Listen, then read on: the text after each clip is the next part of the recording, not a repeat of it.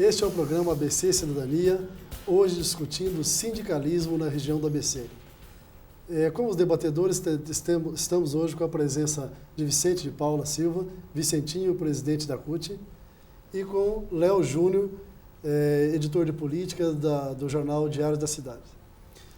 Vicentinho, o empresariado da região da ABCD e no geral, o empresariado do Brasil, por muitas ocasiões, acusaram o sindicalismo, ou os sindicalistas, o sindicalismo, como sendo responsável por aquele que, evidentemente, é o causador da evasão de empresas da região do ABC. O que você tem a dizer sobre isso?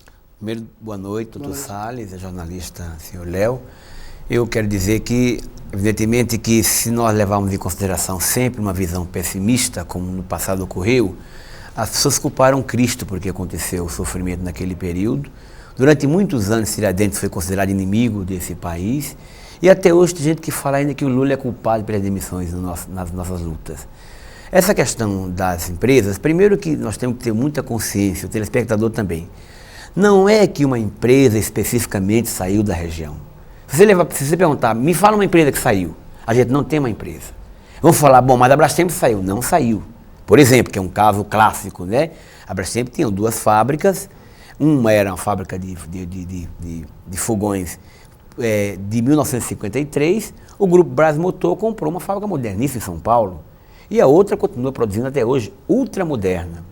Agora, o que aconteceu foi a diminuição de emprego, porque se avançou na tecnologia, mas essa diminuição de emprego não foi em função da ida das empresas embora, muito pelo contrário, essas empresas hoje estão produzindo 3 vezes mais do que produziam naquele período.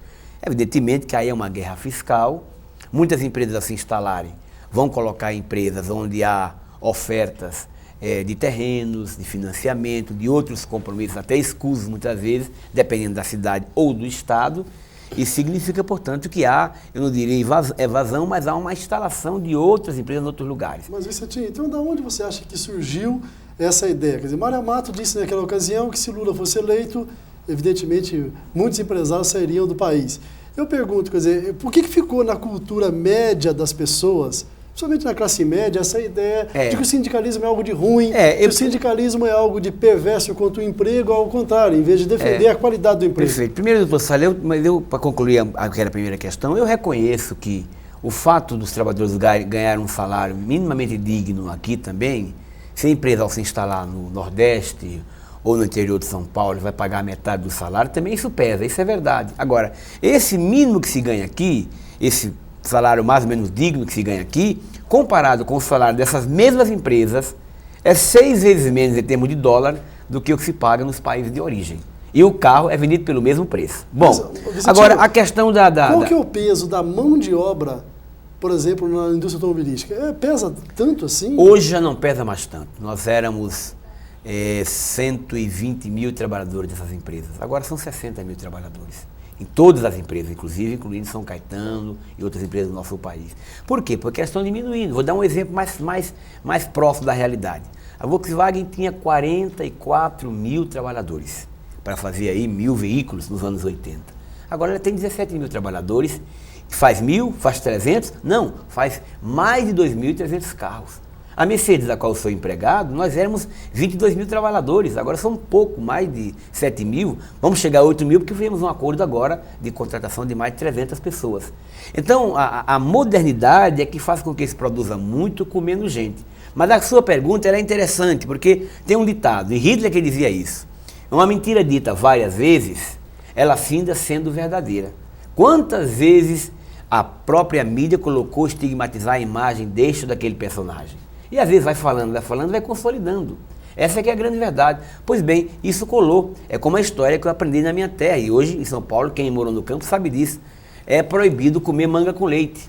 Cientificamente não é proibido coisa nenhuma, mas tentaram dizer tanto ao nosso povo que isso é proibido, porque pelo menos você economizava 50% da riqueza do fazendeiro. Ou comia leite, ou tomava leite, ou comia manga. Então, neste caso, foi um argumento ideológico proporcionado por empresários que não queriam que o nosso sindicato tivesse um papel que ele tem na época da luta pela democracia, 20 anos atrás, como hoje.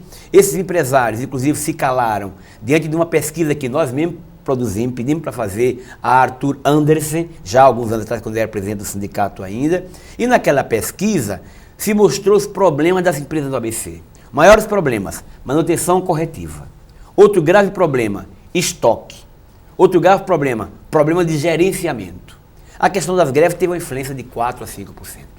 Então, na verdade, não se pode conceber um país e uma região como a nossa, que tem que ter a sua identidade consolidada, com o povo de cabeça baixa, fragilizado. Isso é ruim para a economia, é ruim para o nosso autoestima e é ruim para a nossa região. Perfeito. Então, na realidade, como... Desculpa, Salles. Desculpa, doutor Salles, perdão. Se você levar em consideração isso, inclusive, como explicar a evasão em São Paulo? Que o sindicato lá é muito mais conservador. E lá, proporcionalmente, a evasão foi muito maior do que aqui. Então você acha que o trabalhador hoje perde o emprego para a tecnologia? Não. Tem dois aspectos. Tem o aspecto da tecnologia, que é extremamente grave, mas também tem o aspecto da política econômica do governo, que é uma política muito mais financeira, que não valoriza quem produz, não é? Quando o Mário Amato falou que se o Lula ganhasse, as empresas iriam embora, ele fez uma triste profecia. Não que as empresas iriam embora, mas que os empresários não foram embora, mas morreram enquanto empresário. O nome de quebradeira foi uma coisa fantástica, muito mais do que os outros 7 mil que ele havia falado. Vicentinho. Não, Júnior, até aproveitando o ensejo, é o seguinte, ele colocou que o sindicato de São Paulo, vamos dizer assim, o que se chamou posteriormente de sindicalismo de resultado, era um sindicato, digamos, muito mais conservador. O que você considera como sindicato conservador? Ou seja, qual a diferença do ponto de vista jornalístico da força sindical e da CUT? Um pouco da CGT também, né? Da Central Geral dos Trabalhadores, a extinta CGT do Joaquinzão. Quer dizer, eu acredito que enquanto o sindicalismo de luta no ABC ficou marcado pelas greves no final dos anos 70, né? O sindicalismo em São Paulo, né, principalmente os metalúrgicos de São Paulo, como aqui em São Caetano também, a gente tem um exemplo muito claro aqui. Enquanto todo o sindicato do ABC ficava brigando aí por salários, o sindicalismo de resultado buscava o acordo. Acordos esses que nem sempre eram os melhores, é isso?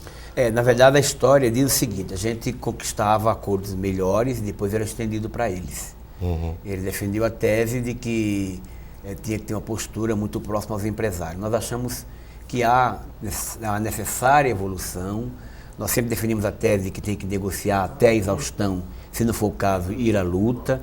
E o nosso sindicato, inclusive, tem evoluído. Você veja que foi aqui que surgiu o acordo da Câmara Setorial, que gerou emprego, que aumentou as vendas, foi bom para o comércio, se teve salário, foi bom para o Estado e para a União, porque se arrecadou mais impostos, inclusive. Este acordo a gente conseguiu para todos os trabalhadores, inclusive da Força Sindical. Vicentinho, eu queria te fazer uma pergunta assim: qual a principal diferença, né, do sindicalismo do final dos anos 70 e o sindicalismo de hoje? Ok. Mas, Vicentinho, você responderá isso depois do nosso intervalo e os telespectadores podem participar pelo telefone 715-6154 ou pelo fax 4994-5645. ABC Cidadania, o seu programa.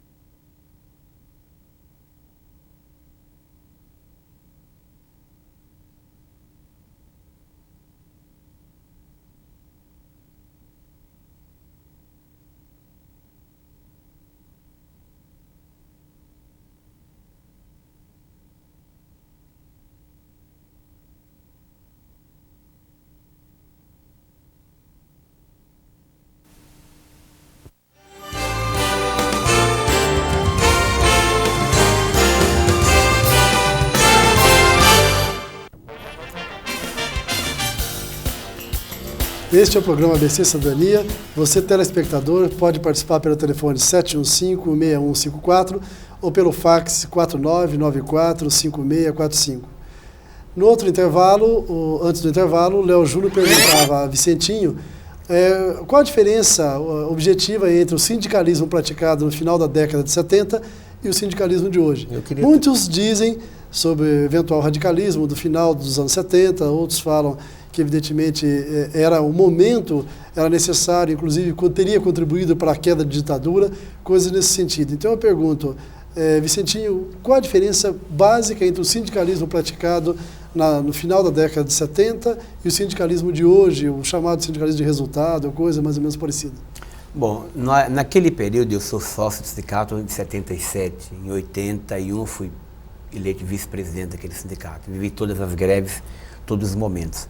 Era uma época de plena ditadura militar, mas era uma época, eu me lembro muito bem, que quando a gente fez a primeira parada, que naquele tempo a gente não chamava de greve, era parada, nós conquistamos um aumento fantástico, que era um aumento escalonado em 5 ou 4 pagamentos, não me lembrei se era 4 ou se era 5, e a gente ficou animadíssimo, foi em 78.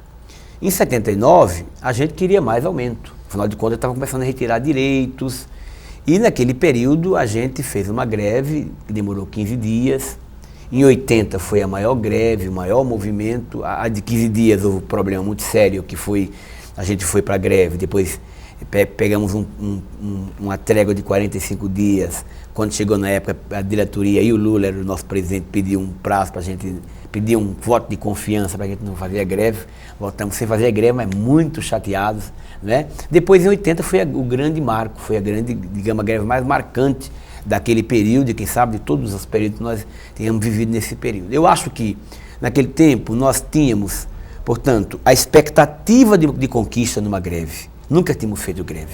Ditadura militar e pleno emprego.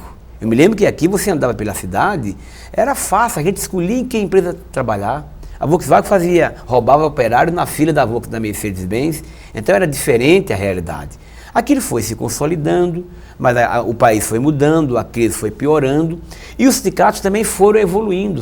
Eu reconheço aqui publicamente que muitas empresas também evoluíram nas negociações. O papel do recurso humano no passado era ser um testa de ferro.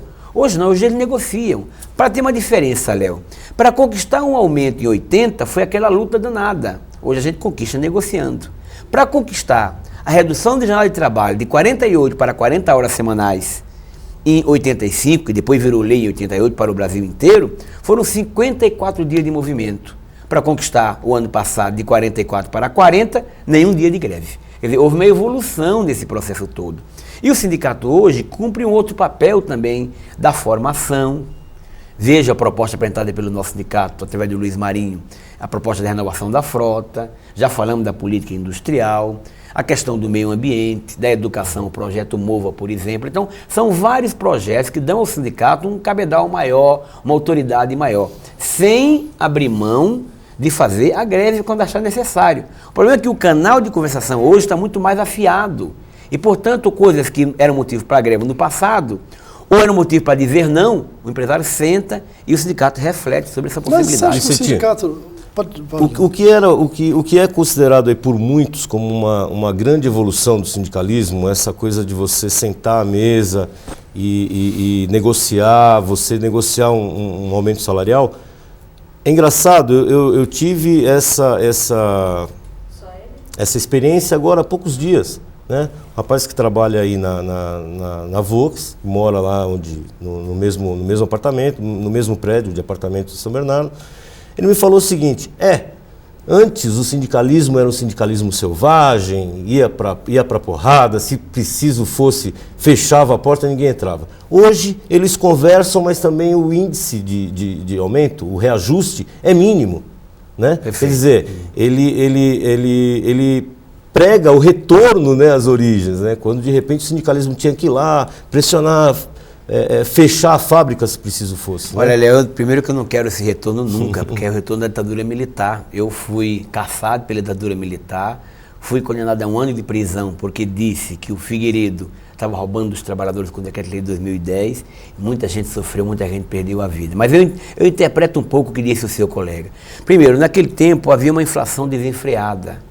Hoje, uma coisa é você pedir 50% quando a inflação é 100%, ou 80%. Outra coisa é pedir agora quando a inflação tem um certo controle. O problema do Brasil hoje não é nem o controle da inflação, é a falta de distribuição de renda que o governo proporciona. Naquele período, acontecia isso. Então era uma outra realidade. E mais, a diretoria e os trabalhadores, ninguém faz greve por prazer, apenas por prazer. Mas, Vicentinho, você diria que os sindicalistas, evidentemente usando uma palavra até mais... Você acha que ficaram mais doces?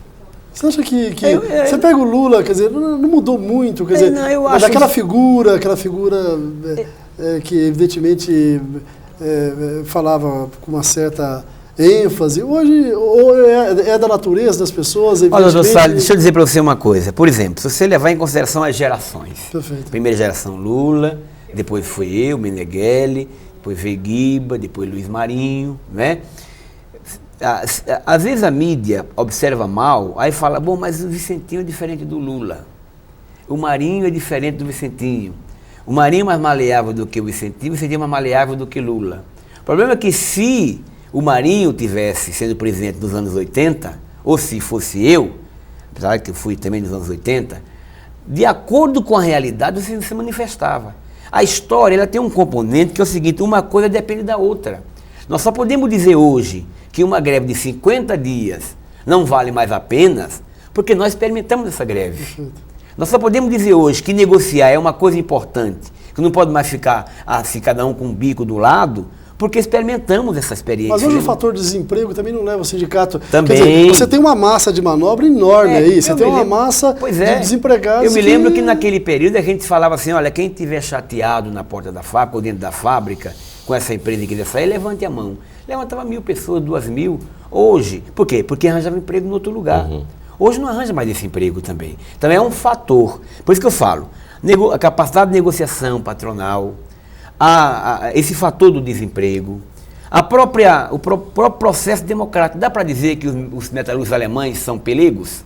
Ou que os metalúrgicos da Suécia fizeram greve como nós fizemos, na Itália também. Só que quanto mais você avança para o processo democrático, quanto mais você consegue respeito, você chega a um estágio. Porque não se faz a greve só pela greve. A greve tem um objetivo, como dizem agora, e nem se vai por prazer. Ela é um instrumento que tem que ser usado sempre, agora, Vicentinho, nas horas mais adequadas. Vicentinho, no mundo globalizado hoje, Léo Vicentinho, existe espaço para isso? Quer dizer, a globalização tem ocorrido só no Brasil, né? Porque, na realidade, nos países da Europa ainda se mantém algumas estatais, mantém o controle da economia. Você pega na França, a Renault ainda tem participação no estatal. E aqui se criou aquela ideia do inevitável. A globalização está aí, temos que se render a ela, e não tem mais nada o que fazer. Quer dizer, Léo, você acredita que, na realidade, existe alternativa à globalização? Existe um processo, uma forma de crescimento, independente de um país do terceiro mundo, independente desse mundo globalizado? Eu acho que sim, eu acho que até o que o sindicalismo moderno hoje vem provando, né? Quer dizer, a realidade está aí, a tecnologia está chegando, está tomando emprego, e você tem que, não é se render, mas é conviver, né? É conviver com... Talvez o que é importante colocar aqui é o seguinte, nós jamais abriremos mão dos nossos princípios. A ética, a transparência, jamais ter uma negociação escusa com o empresariado nos respeita até por isso. Jamais nenhum deles pode dizer, olha, o sindicato vacilou porque eu ofereci isso ou aquilo. Felizmente, graças a Deus, isso é um compromisso com a vida que cada um de nós temos. Agora, veja, nós também percebemos que não podemos ficar parados, temos que fazer a luta. Essa luta se dá das várias maneiras. Não nos esqueçamos dos 100 mil que fomos a Brasília. Teve lá, inclusive, dos 100 mil que temos a Brasília. Agora, fomos nós, sindicalismo, as várias forças políticas, porque o que ocorre? É verdade que a ditadura nós não queremos. Nós estamos vivendo num país sem soberania, cujos governantes, especialmente o presidente da República, é um príncipe do poder internacional. Mas, Vicentinho, você não acha então, por exemplo, não valoriza quem produz. O pequeno e o médio empresário, que tem que ser valorizado, não se valoriza. Hoje, o ganho que quer se impor é para quem tem dinheiro para aplicar no overnight, aplicar na Bolsa de Valores. Mas a lógica da globalização não é ferir de morte o nacionalismo, a nacionalidade das pessoas. Claro. Quer dizer, na medida que o capital o controle do capital ele é globalizado, ou por grupos econômicos, por fundo de pensões, essa ideia de empresa nacional, ou de trabalhador nacional, quer dizer, isso não ficou um pouco arranhado? Mas essa ideia não é só colocada quando eles querem ganhar o dinheiro do Brasil, não. Ela é colocada também quando o nosso telespectador, quando o nosso companheiro, nosso vizinho, nosso amigo, começa a ter baixa estima. Por exemplo, se chega um nordestino aqui, ou se chega alguém do interior de São Paulo, e é caipira, não sei o quê. Se chega um americano, fala, o americano.